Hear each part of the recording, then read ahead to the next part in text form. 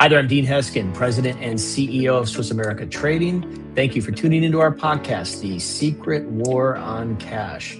Not sure it's much of a secret anymore, especially if this podcast has anything to do with it. We're a little 2 years old in how long we've been doing this podcast. I've got my co-host with me, Chris Agelastos. And Chris, I don't mind telling you, I think the secret's kind of out. I mean, the world knows that something's going Yeah, on right now. And it is yeah. like, Anybody's. go I was ahead. just gonna say, anybody spending money has certainly realized that there is a war on for the value of their dollar, to say the very least. Yeah, sadly, I mean, I think people would probably prefer there be an actual war somewhere and not a war on their dollar. Although the Right? two are typically speaking or historically a little bit related, I guess. But Yeah, then again, wars have created booms in economies, national economies over the years too. So for maybe that's sure. a topic for another day. Let's talk about metals. Mhm. We our friend Robert Kiyosaki has been back out in the media or the press talking about what he thinks is happening. He was pretty bold, and we now know because this is an article a few days old. Mhm. He wasn't right because it was the 4th of January. He was suggesting that silver was the next day was going to open at like $100 an ounce, which it did not. Mhm. However, it is merely a stone's throw away from that. Yeah, And we've seen this. We saw it with gold. Gold in 2025, we started off at less than $3,000 an ounce.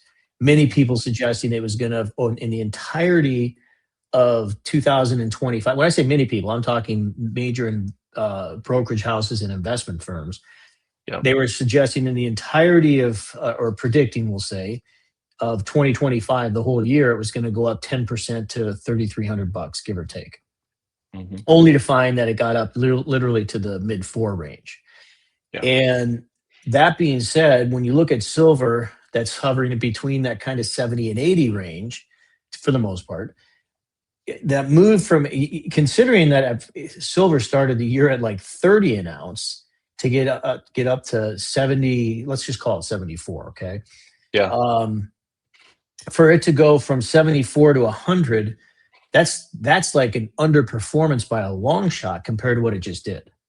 yeah. And all the reasons that it did what it just did are still there. They're still there and then some. And especially like we've talked about in the past, industrial use for silver is increasing. The investment demand for silver is increasing. It's literally, and just even what they call, we talked about in an earlier podcast, kind of that safe haven demand where people who are looking, for that hedge from as a safe haven, that's coming into play as well. So many people watching this or listening right now might say, well, okay, it's already gone up. Maybe I missed the boat. And I guess my point being is that not by any stretch of the imagination, based on all the things that drive markets and have been driving this market, the silver market, not even close to missing the boat. In fact, the boat is just literally getting ready to take off. And what I Yeah. really, a good takeaway that I got from this particular article where Kiyosaki's talking about what he thinks is going to happen, he made a very, what I found to be profound and I believe accurate statement in that profit is made when you buy. And that is so true. And this is a good time to buy because this is where you're looking at what they believe, even as much as silver has moved, most of the move so far has been just the fact it was grossly undervalued compared to gold. And now it's starting to catch up. Yep. Yeah, and the great thing about getting into metals, because people will ask this all the time when they're watching their accounts. They're used to seeing maybe their mutual funds and their stock market investments change. Sometimes fair amounts daily, up and down. It's a lot more of a roller coaster. But what gold and silver tend to do is what silver is doing right now. It's been holding in this $75 range for a little while now, several months. And it builds pressure in that range. And all of a sudden, when it pops, it'll go over 80, maybe over 85. And then maybe it will settle there for a little bit again, give people chances to buy back into the market. and then it'll pop and it'll spring over 100. And so where we're sitting now with him talking about conservatively hitting $100 an ounce shortly and possibly finishing the year as high as 200 is where he goes. Whereas a lot of analysts are saying at least 120 to 150. Those are huge gains, that people are set to see by this time next year. So they certainly haven't missed the mark with all the currency debasement that we're seeing. I mean, the Fed is pumping money into the markets here in the U.S. We see all the supply constraints you were talking about for EVs and solar vehicles, and basically anything related to technology, and obviously our debt levels here in the U.S. as well as pretty much every major nation in the world have continued to increase. So it's a good time for people to get in. Would it have been nice if you'd got in a year ago? Sure, but you can almost say that about silver every year. So at the end of the day, you just have to get in and buy and hold, which is what he also recommends. Is holding this as a hedge against inflation and economic uncertainty, not just a short-term trade where you're trying to make a quick buck. Right. Well, in full disclosure, what he does also talk about, and I wouldn't necessarily disagree with him, that your vulnerability in terms of maybe the market correcting a little bit on occasion through the year is he believes there has been, and I do as well, a lot of buying pressure that has come into the marketplace from people who had the FOMO, the fear of missing out. So they Mhm. got in, and now there's profit there. So they were kind of fair weather entry people, and they'll get out. That likely could be true. However, I'm not so sure there's not equally as many people that are coming in to even make up for that. So the corrections, look, it's healthy for any market to have little pullbacks along the way. Yeah. The challenge is the last few years with metals, the pullbacks have been far and few between. But more importantly, and in fact, for those tuned in, if you look at in our show description, the link for this article and read it, there's a few points that he brings up, the FAQs, and it'll break down for you exactly why you might expect to see, and probably will expect to see, the price of silver do quite well in the course of 2026. So Mhm. Kiyosaki, he's been very vocal, and I mean, for what it's Yeah. worth, he's been pretty right. So Yeah. you can't argue the success there. All right, so this next article, and I did do actually a little digging into this, but the Fed will be focused into deep rate cuts in 2026, boosting gold and breaking the dollar. So they're anticipating some rate cuts. However, the part that I do a little digging, I wasn't familiar with the dot plot. I don't know about you, Chris, if that's something you're familiar with or not. No. The dot plot, what that is members of the Federal Reserve Open Market Committee. They basically give their prediction of where they believe rates are going to go throughout the year. Okay. Now they say that, and what they do is they chart it. They'll put it on this chart and they'll show you where, again, these various committee members believe that these rates will go, but then they do update it 8 times a year.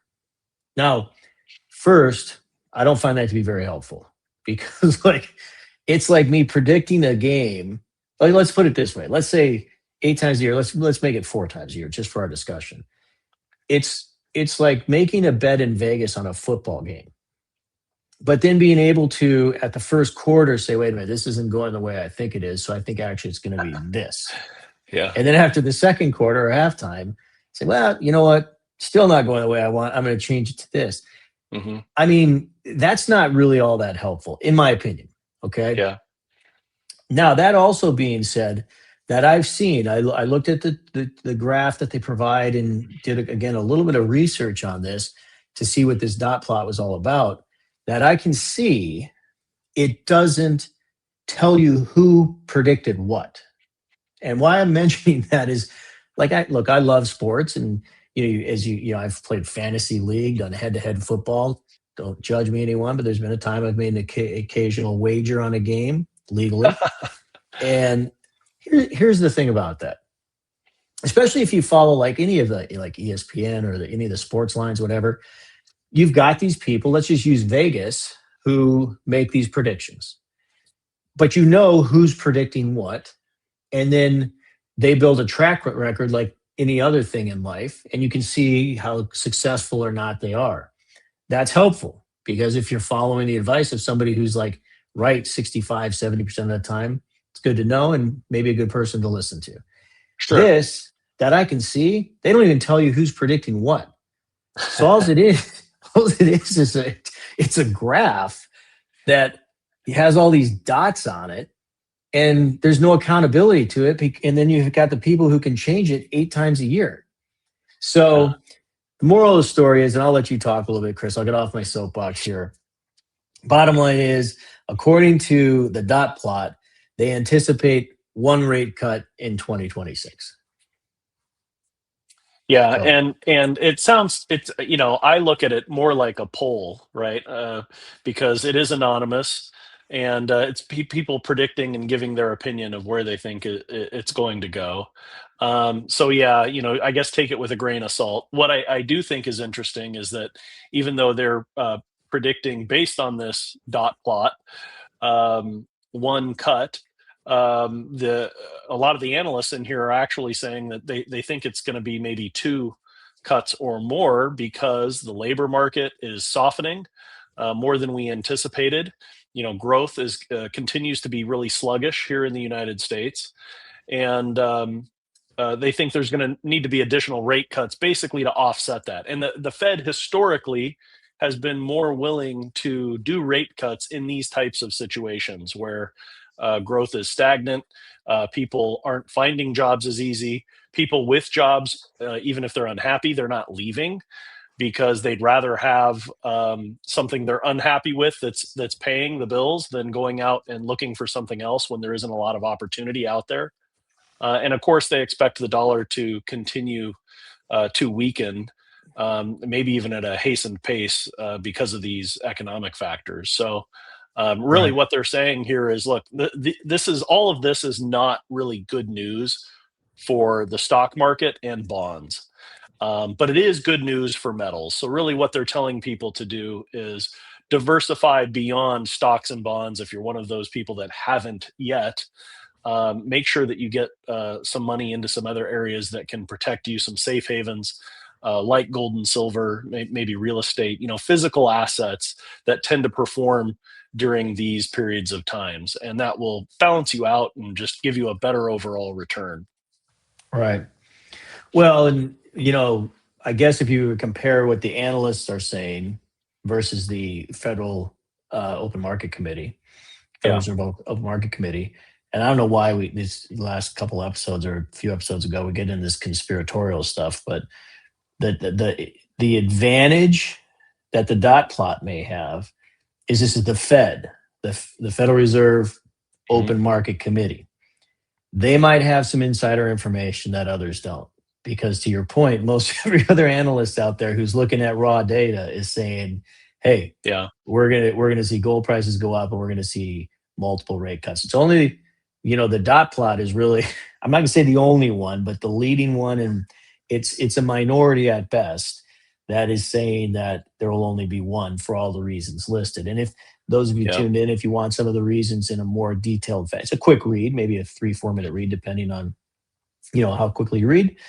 It'll give you some of the reasons and the points why they are saying this. And I think that again, from a fundamental standpoint, we can expect more rate cuts. The dot Yeah. plot. Now, if nothing else, what I'm excited about, I now have a new term I've learned, and I have something new that I can watch. So, Yeah. We well, can look out for maybe the next dot plot to see what it says. maybe we I and we joke, but I've had my Series 7, 6, 6. I've gone the gamut with having to get tested and trained on things. I'm not too proud to say it's the first time I've ever heard the term. And I read a lot Yeah. about financial stuff, so I don't. For those of you tuned in, if you already knew what that is, forgive my ignorance, but now I know. And so it's the first time it's come up even in one of our podcasts, but now we have something Yeah. new to watch. All right, well, enough of that. For those of you tuned in, thank you. We look forward to talking to you more in the future. For those of you subscribed, we thank you for that as well. And if you are not subscribed, please do so. If you'd like more information on metals, the Secret War on Cash, a report we have, or any of the other things that we have can offer you at Swiss America, you can see what we have at our website, swissamerica.com, which you'll see the website in our show description. Or you can contact us via phone or text at 1-800-289-2646. Thanks for tuning in. Thanks for being here. Have a great rest of your week, and we'll talk to you again real soon. Take care.